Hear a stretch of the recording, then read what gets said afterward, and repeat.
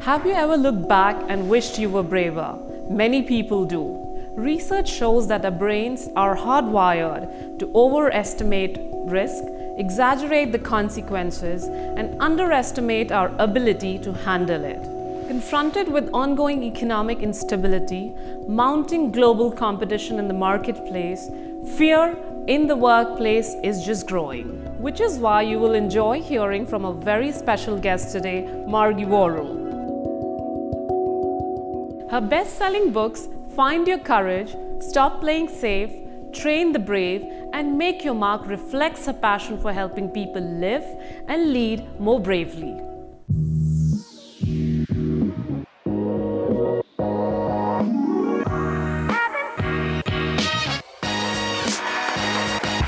Margie has run leadership programs and organizations around the world such as NASA, Google, and the United Nations Foundation. She's interviewed global leaders such as Richard Branson, Steve Forbes, and Bill Marriott. You might have also seen her on CNN or The Today Show. Please welcome Margie Worrell. Thank you. Thank you. Could you elaborate a bit more on what brave leadership is? Yes, sure. Well, if you think about, I use the terms bravery and courage quite synonymously. And so it isn't the absence of self-doubt or fear or having no concern whatsoever about the risks of things going wrong. It is actually action in the presence of it, being mindful that things may not work out the way we want, but we're going to take the action anyway. And so when it comes to leadership, I believe that you cannot have great leadership unless you're willing to take risks and have sometimes difficult conversations, being willing to risk the possibility of falling short in trying something new, and exposing yourself sometimes to things you don't want to expose yourself to, losing reputation even.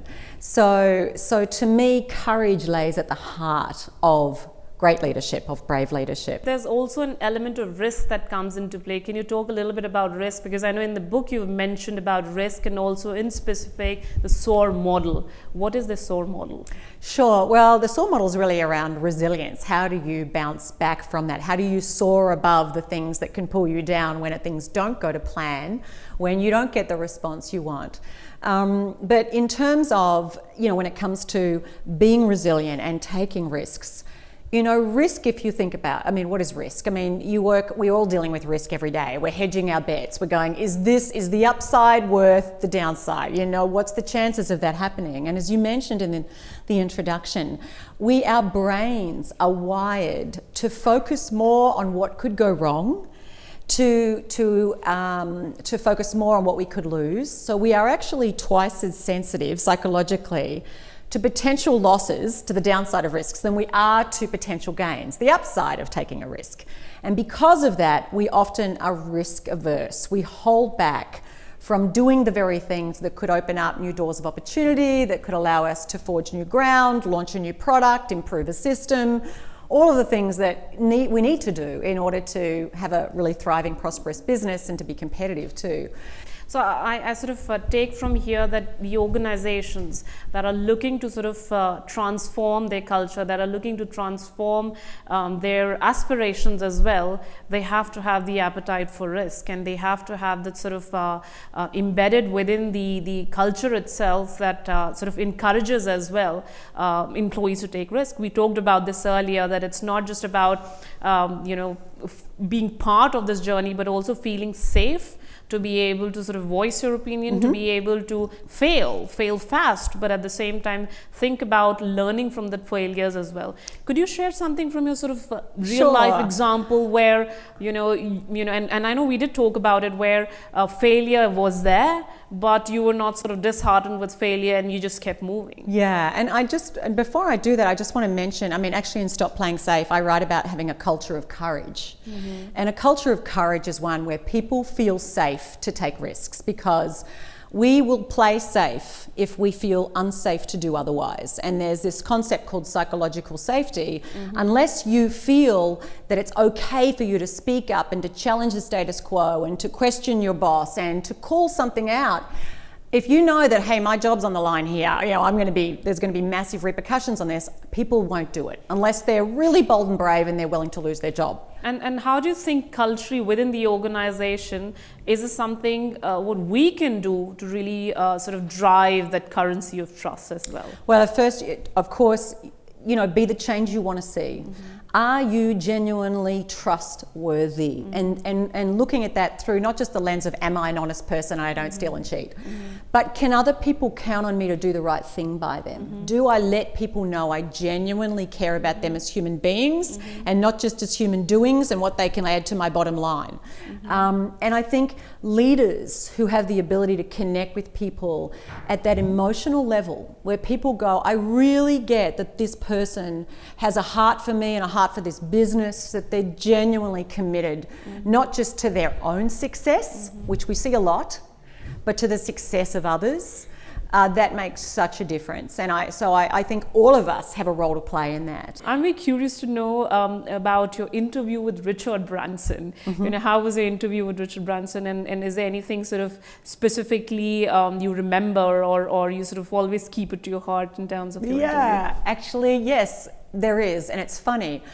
I met him on his island, Necker Island, and I remember being a little bit nervous because I was Richard Branson, I was like, Margie, he's just a human. Iconic. I kept saying to myself, he's just a human being, he's just like you. But then, oh my God, I've been invited to interview Richard Branson, and I was there with a whole lot of other leaders and entrepreneurs, and I was doing that in front of all of them too.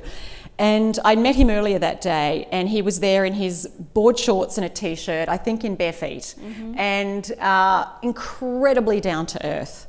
And he just was so playful and fun and warm and interested. And I was disarmed by just how very unpretentious he was. And I think, if anything, that probably impacted me the most over the course, because I actually had 5 days then with him and a group of people, was just how incredibly accessible he was, how passionate he is about making the world a better place.